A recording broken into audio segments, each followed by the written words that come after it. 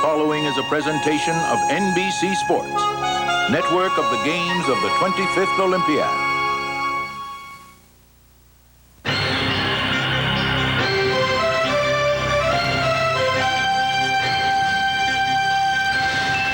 This is the NBC Sports Prudential Update. Now, Gail Gardner.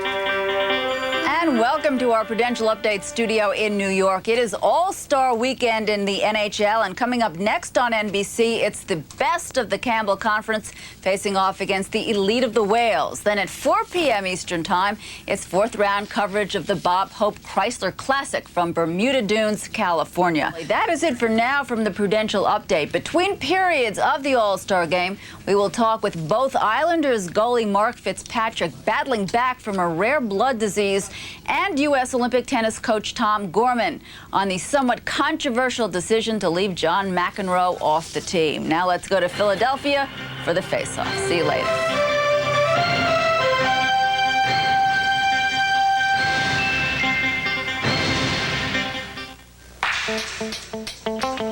This is Philadelphia.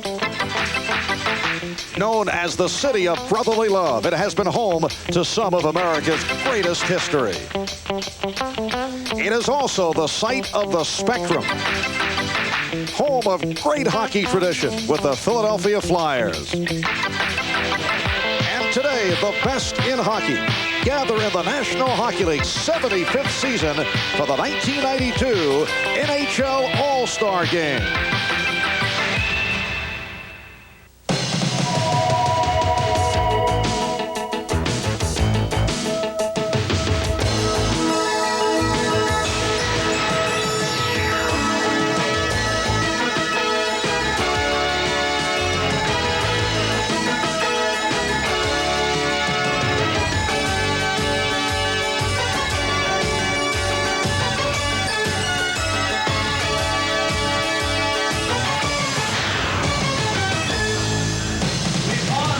Capacity crowd has turned out at the Spectrum in Philadelphia, the home of the Philadelphia Flyers, one of the league's most successful franchises. Although the Flyers have had their difficulties this season, this the site of the 43rd installment of the NHL All-Star Game. And it has been a festive mood this All-Star weekend in contrast to the setting a year ago in Chicago. Last year's All-Star Game taking place as the Persian Gulf War was erupting, an emotional time in this country.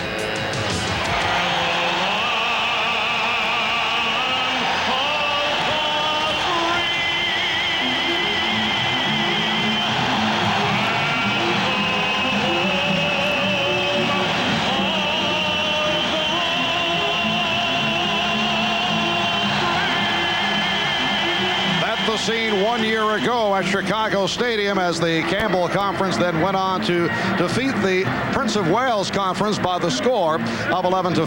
Hi, everybody. I'm Marv Albert along with John Davidson, the one-time goaltender for the St. Louis Blues and the New York Rangers. And John, as a former goalie, I would think the 11-5 score brings thoughts of anxiety to your mind. Well, to the 6 goaltenders who are going to play for sure. You know, we've sat here together 2 years in succession working the All-Star Game, and both times I've said, Marv, there's going to be some hitting and maybe some attention to defensive play. 2 years in a row I've been dead wrong. There's going to be goals scored and lots of them here. And last season it was a virtual unknown by the name of Vincent Danfus who stole the show with 4 goals. He was named the game's MVP, but today clearly the marquee names are Wayne Gretzky, the explosive Brett Hull, and Mario Lemieux. Well, Wayne Gretzky's 12 years now in the National Hockey League. This is his 12th All-Star Game. Brett Hull, if you can imagine this, the last 205 games that he has played in, he scored 206 goals, yet he has not scored an All-Star Game goal in the 3 games he's been in. And with Mario Lemieux, he is the NHL scoring leader right now. He'll be playing on an all-Pittsburgh line with Kevin Stevens on the left wing, maybe the best power forward in the game, and Jaromir Jagr, the youngster, over on the right side. And Lemieux in the All-Star Game in Pittsburgh 2 years ago exploded, and he was the game's MVP. We're joined on today's telecast by a 2-time All-Star, as a member of the Philadelphia Flyers, now the television color commentating voice of the Flyers, Bill Clement. Let's go downstairs to Bill. Thanks very much, Marv. Obviously, basically a who's who of hockey players on the ice today. But because this is the NHL's 75th anniversary, each team has a celebrity captain. Very soon, I hope to start tracking them down. And along the way, I hope to run into some of the Hall of Famers who are here today. And between periods, I'll slip inside the locker rooms and see what the current day stars are up to. Marv, JD, I got to tell you, I'm kind of in a comfort zone here already. I know one thing, I will not get lost. This is a home game for me.